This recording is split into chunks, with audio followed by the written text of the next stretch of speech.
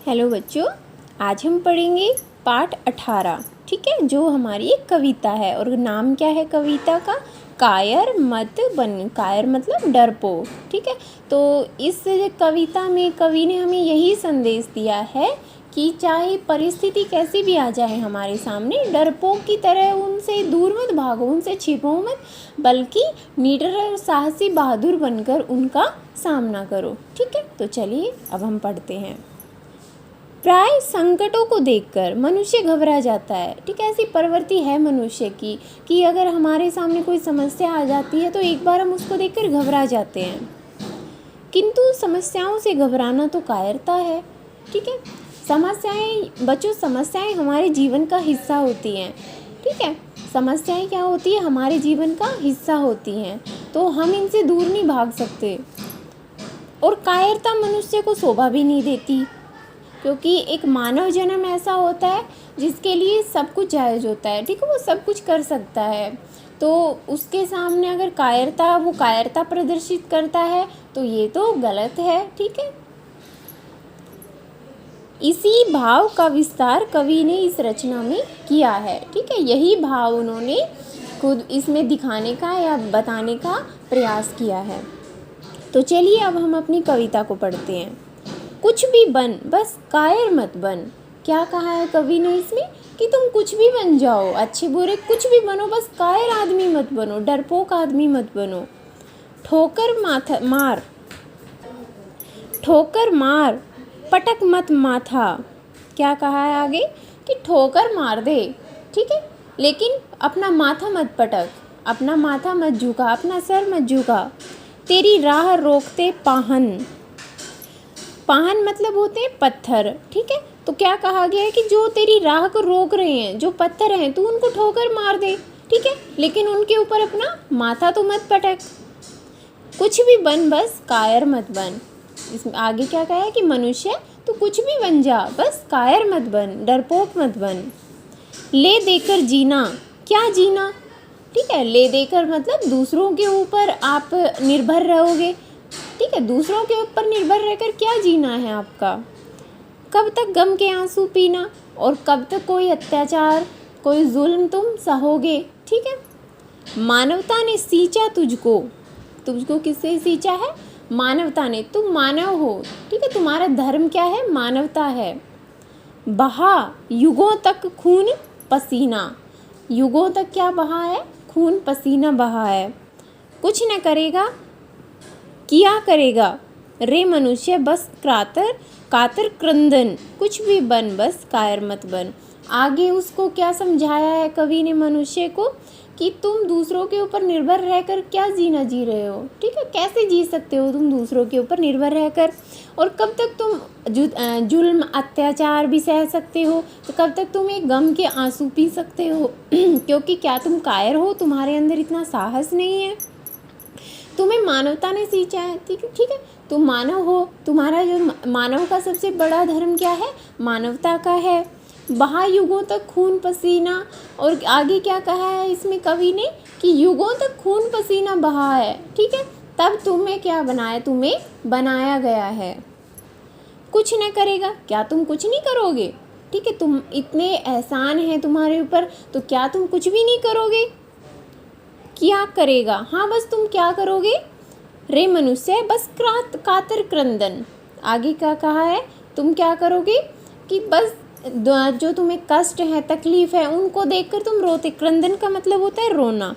ठीक है, तो कातर मतलब दुख, तो तुम उन दुखों को देखकर बस रोते ही रहो। ठीक है, ये करोगे तुम। कुछ भी बन, बस कायर मत बन। तुम कुछ भी बन जाओ मनुष्य, बस कायर डरपोक मत बनो। युद्धम देही कहे जब पामर। युद्धम देही का मतलब क्या होता है? कि कोई आपको कहे कि मुझसे युद्ध करो।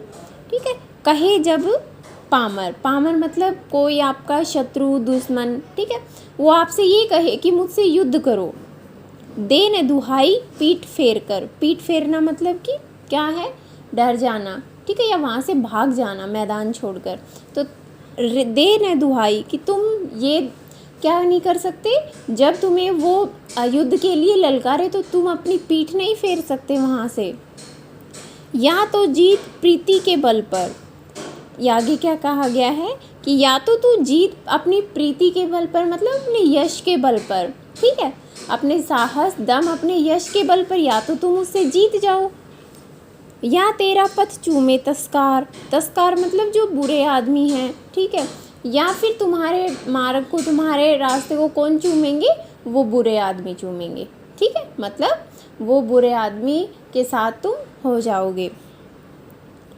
प्रतिहिंसा भी दुर्बलता है। प्रतिहिंसा का मतलब होता है कि अगर कोई आपके साथ झगड़ा कर रहा है तो आप भी उसके साथ उल्टा झगड़ा करो, ठीक है। तो इसमें कहा है कि प्रतिहिंसा, ठीक है, जो अहिंसा है, अहिंसा के बदले अहिंसा, तो वो भी क्या है, एक दुर्बलता है, कायरपन है वो भी, कि आप अगर कोई झगड़ रहा है तो आप भी उसके साथ झगड़ने लग जाओ। पर कायरता अधिक अपावन, ये तो ठीक है, गलत बात है, लेकिन कायरता क्या है, ये तो उससे भी ज़्यादा बेकार है, ठीक है। आपके साथ कोई झगड़ा कर रहा है तो आप उसके साथ और झगड़ा करो, अगर उसने एक थप्पड़ मारा आपने 2 थप्पड़ मार दिया, वो तो अहिंसा है, वो भी गलत है।